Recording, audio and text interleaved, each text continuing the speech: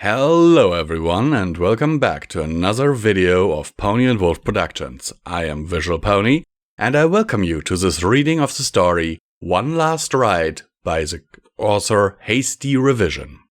This is a story about Twilight and Spike, apparently, from what I see at the very least. And I hope that you will enjoy it. As always, I have not read this story beforehand, so I will discover it alongside you. And I hope that today will be the day, if you haven't already, that we will earn your subscription by pressing the big red button below this video. One Last Ride. The summer sun was just passing its highest point when Twilight walked out of the quill and sofa shop with a brand new batch of quills in tow, and her number one assistant flapping along at her side, trailing a lengthy scroll behind him. "We are way ahead of schedule," Twilight beamed as she put the new quills into her saddlebags. "Don't you just love it when a plan goes smoothly?" "Gee, I'm not sure." Spike smirked. "It happens so rarely, I don't know if I can really have an opinion on it yet." Twilight rolled her eyes, but didn't lose her smile. "Oh, come on, Spike. It's not like we get into some big mess every time we step out the door." "Well, that's how it usually starts." "I think you're exaggerating." "I'm just saying." Spike swerved directly over her, plopping himself down on her back and shrugged. "Weird stuff happens to us." "Ugh!" Twilight sagged under his weight and straightened her legs with a bit more effort than usual. "You're getting too heavy for this." Spike rubbed the back of his head awkwardly. Sorry about that. In my defense, I did eat a big pile of rocks for breakfast." Twilight smiled and rolled her eyes good-naturedly while she broke into a trot off towards the castle. "What's next on the list?"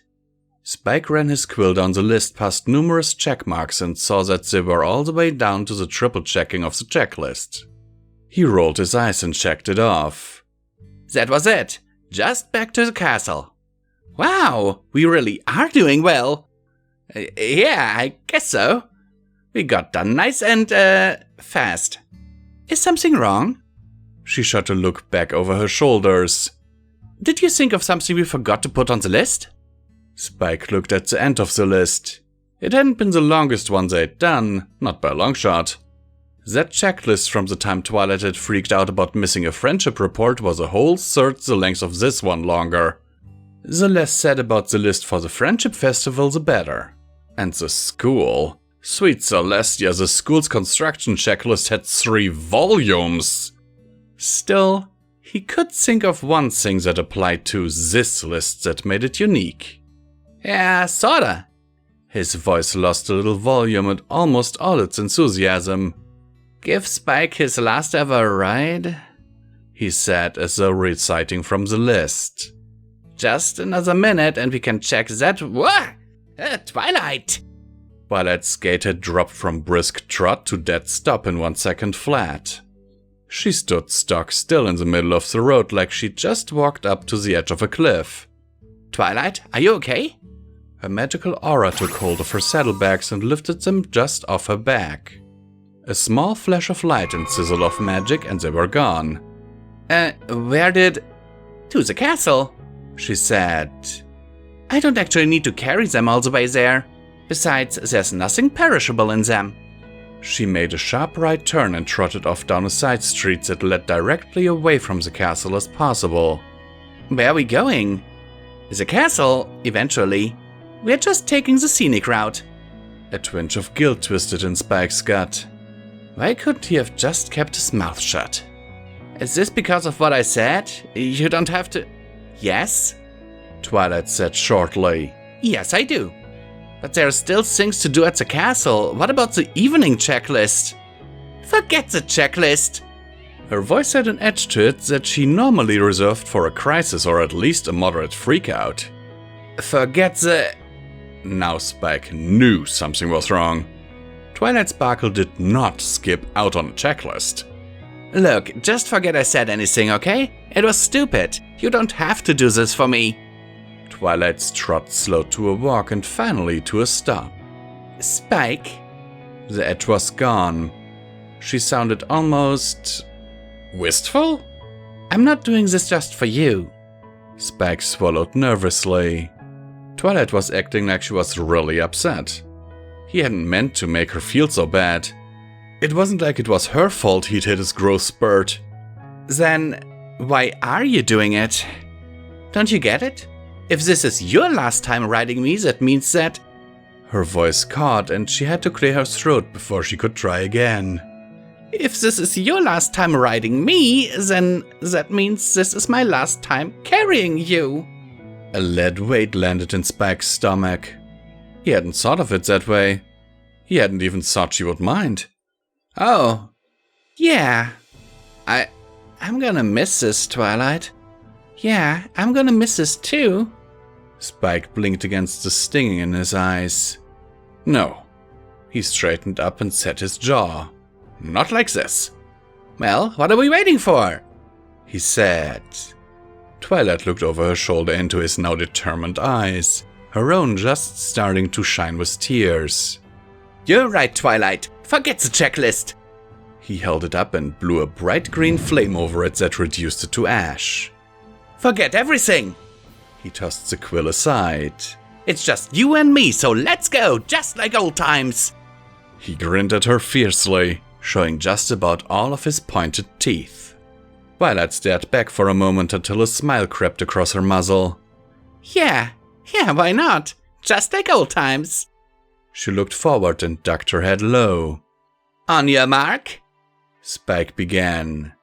Twilight pawed at the dirt. Get set?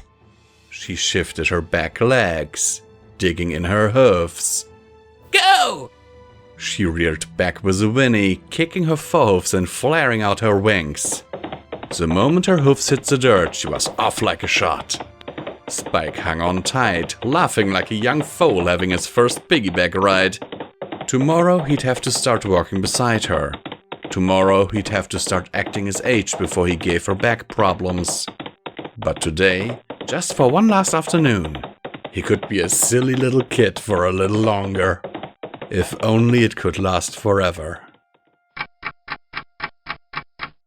Author's note. Just a little something that came to me this week and actually got to a state I'd call finished. The number of stories I have in horrible, incomplete, unpublishable states is infuriating. That said, thank you for reading and I hope you enjoyed it. Hello everyone and welcome back to Comment Time of the Visual Pony, where I remind you that you can support BluePawWolf Productions through the links down in the description below. Every dollar helps is needed and very much appreciated and helps to keep the lights on around here. Now we'll stop talking like this because I'm not the Micro Machines man, am I? No, I'm really not. I'm really not the Micro Machines guy. So now let's get into the meat of the story, but I will stop talking this quickly because I don't think I can do my comment times this quickly. Okay, seriously, I'm getting better at this. Maybe I should really apply to be the new Micro Machines guy. But all joking aside, guys, how did you like the story? I personally thought it was a sweet little fluff piece. And we all know things like this, that, like, when we're growing up, that slowly but surely there are things we can no longer do. Because our bodies are growing, we're getting heavier, we are not as energetic anymore. I mean, I'm noticing it myself.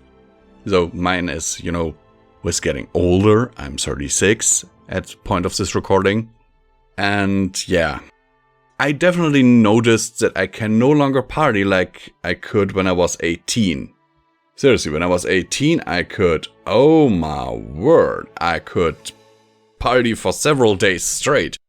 Now,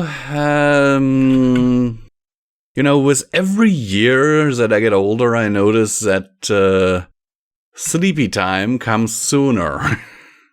But yeah, it's just a nice little fluff piece, and it is kind of interesting that now that Mother's Day is coming up, at least in Northern Ireland, I seem to get more and more stories like this suggested to me.